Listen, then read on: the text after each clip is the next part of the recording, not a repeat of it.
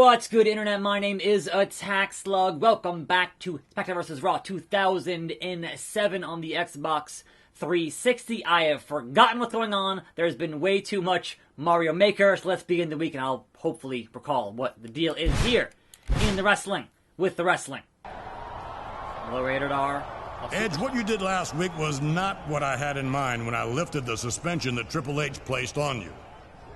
But then again, I have to admit, you did make an impact, and making an impact is what Raw is all about. Plus, Russia. Therefore, since you had already earned a WWE Championship match prior to Triple H's unfortunate tenure as general manager, I'm naming you the #1 contender for the title at Vengeance. Well, it's about time. I must say you've got a strange idea of gratitude. Yeah, don't cross the boss. Gratitude? What the hell do I have to be grateful for? I should already be the WWE champion by now. Well, you could be grateful for the fact that Kane and Kurt Angle haven't gotten their hands on you for what you did to them last week. But I think that's about to change. I'm putting you and the WWE champion in a tag team match against them for tonight's main event. Whatever, as long as I've got my title shot. Unsurprisingly, Edge's attitude has gotten him into trouble again. Well, you know the rated R superstar Edge. He doesn't back down from anyone, not even Mr. McMahon himself. It's not even SmackDown, and our main event is a tag team match, player. This is Kane. This is Kane. I suggest you stay out of my way tonight in our tag team match. I'm looking forward to pulling Edge apart, limb from limb, for what he did to me last week. And don't worry, you won't be left out. Because when I leave Edge a bloody, broken wreck, I'll prove that I deserve to be the #1 contender for the WWE title, and do the same to you at Vengeance. Hey, Kane. May 19th. And so I welcome you to a fine Sunday here on the program. I had to think about it there. Everything's been a blur since Friday. But we are here on Sunday. Last night was Fyter Fest, the second actual official show from AEW after Double or Nothing. So obviously, All In, not actually an AEW show, even though it had a lot of the same guys. Anyhow, I did watch all of Fyter Fest last night, and it was pretty good, right? But my beefs with AEW are on a couple of levels here. Number one, their buy-in show, and granted, it was a free show. So calling your pre-show the buy-in seems weird. Obviously, that's the name they have for it. Spear. So, obviously, not going to change the name even if your main show, main card is free. I get that. But man, all of your stuff on your pre-show, essentially, does not make you want to watch the main show. It's like the most cringe stuff, and people give it a pass because it's AEW. But I'm like, no, if WWE was making dated references to the Fyter Fest on one of their shows, I think that happened 2 years ago, folks would be like, man, that's so lame.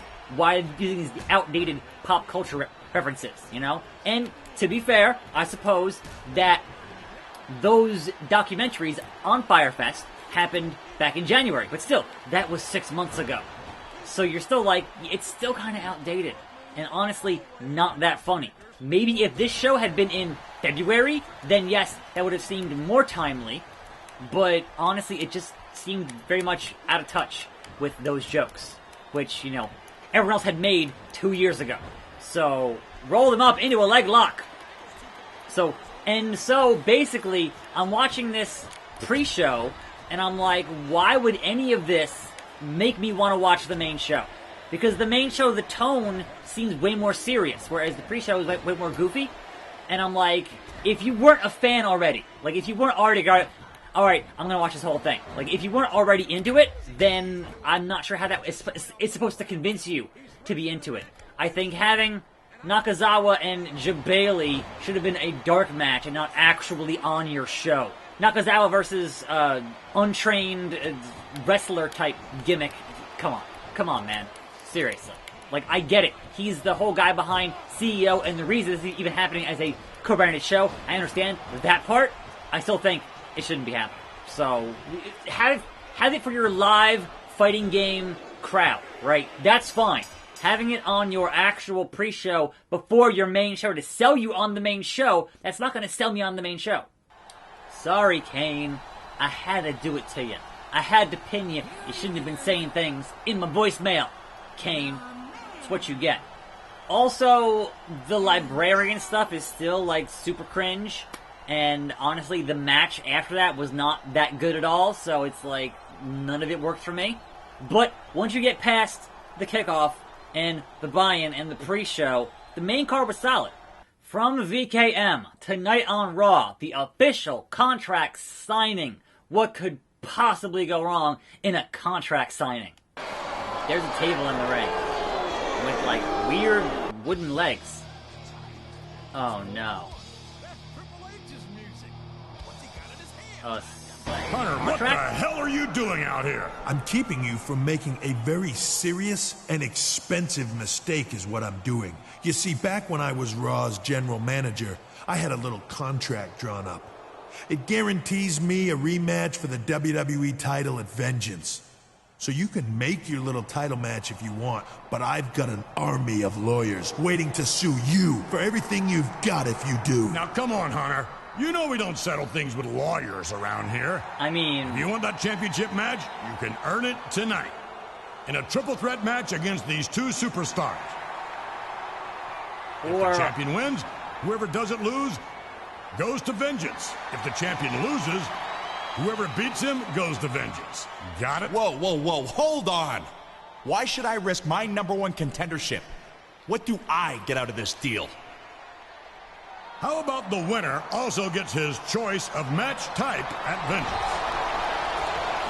Hell. All right, then, it's settled. Let's get this match started.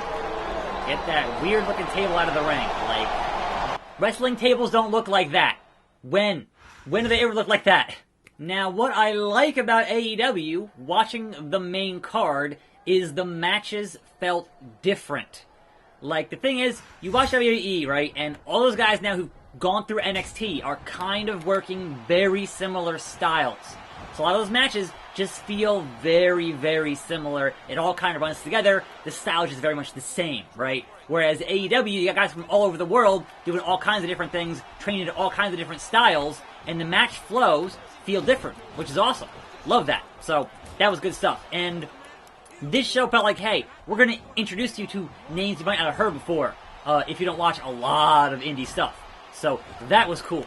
Now then, one thing I super, super loved here on this show is they made time limits in wrestling matter again. And that, if you heard a lot of the old Jim Ross podcasts, he got into that a lot, where, hey, why remove the possibility of a time limit draw? That is another option in your toolbox for wrestling. And having more options is better than less options. So why WWE got rid of that concept is kind of, that's another Vince being Vince thing, right? But it can be used effectively, as you saw last night with Cody and Darby Allin.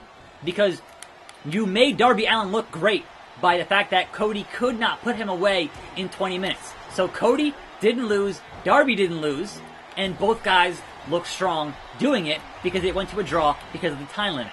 Now, obviously, when you have a double countout, that's different. Like, people hate double countouts.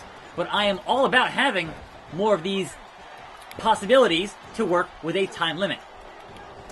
As they said back in the day, it's going Broadway. So you went all the way, and then you made both guys hopefully look strong in the process. Triple H gets that. Slug. Sploder. Baby. Hey, Edge. Hey, Edge. German. Rolled him up. Now, immediately after that match, and honestly, it kind of diluted the whole thing with Darby a little bit because of how the focus changed, in that Sean Spears, aka, or FKA, Ty Dillinger, came out and just totally blasted Cody with an unprotected chair shot to the head. And look, alright, there are some old wrestling things that are great to bring back, like the time limit draw. There are some old wrestling things that you should not bring back, like chair shots to the head because of all the things we know now about concussions and CTE. And having your commentary play up all that stuff about CTE kind of felt a bit distasteful, because you went and did that shot to the head with the chair, not even a hand up, just straight to the head, which is like, come on. Like, everything we know now, and supposedly the chair was gimmicked in some way, but Cody just, the back of his head just busted open, bleeding. It was just not a pretty sight for anyone involved, and it was just real rough, and didn't care for it. Like, there is really not any more of a time and place for that kind of stuff in wrestling if you want to have a long and fruitful career in wrestling. Because that's kind of the thing. Like, alright, sure, the fans pop for it, right? Maybe, or they used to. But it gives you a shorter wrestling career because you're going to end up with issues in the brain. Ask Perry Saturn about that. Anyway, Slug-Sploder on due. A Slug-Sploder. Both men are down. I wanted to put Triple H there, but Edge obviously has more damage, so there we go. Attack Slug reigns supreme. Now, sooner for another outstanding performance by the WWE Champion heading into vengeance. No matter the odds, he just keeps on rolling. And now that we know who his opponent will be, there's just one question left to answer. That's right. He gets to choose what type of title match he'll have this Sunday. I have to admit, things are certainly looking good for the champ. The champ is here!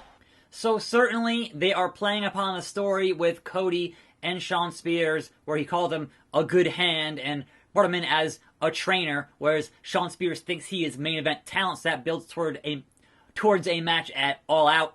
Alright, champ, you won the match. What kind of match is it going to be? Single, cage, ladder, Iron Man. I'm going to say we need to have a TLC match, baby. Alright, Triple H, what you got?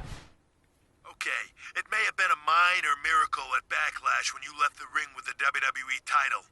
But let me tell you, nothing short of divine intervention is going to keep me from beating you in our rematch tonight at Vengeance. Once I hit you with that pedigree, you're going to wish you had dropped the belt to me last month. Why? Because I am the game. And I'm that damn good. Alright, Trips. Fair enough. A few more notes here before I leave for today. Number one, MJF is money. Just, I want to see him and Paige in a singles match, not a four-way, because he is totally money. The Omega and Bucks match was another Omega and Bucks match, and of course you do all the Street Fighter stuff because you're at CEO with that video game crowd. And your main event between Moxley and Janela was, yes, booked as, hey, it's going to be hardcore death match. And it's kind of like, alright, you had the barbed wire and you had the thumbtacks, so you kind of got to like the TNA Impact level of death match. You didn't go to CZW level of death match. And understandably so, as Moxley is doing the G1 in a couple of weeks for like a month-long tournament, and I'm sure that New Japan is not thrilled he's doing this kind of match right before the G1, but that was what it was. And then post-match, here's Omega to beat up Moxley to kind of have payback from having that thing at Double or Nothing. And overall, enjoy the show. And 2 weeks is Fight for the Fallen. Not sure if that one's going to be on streaming or not, what the deal is, I don't know. But I'm Attack Slug. Tune in, more videos on this channel. Watch them. See you next time. And I'm out.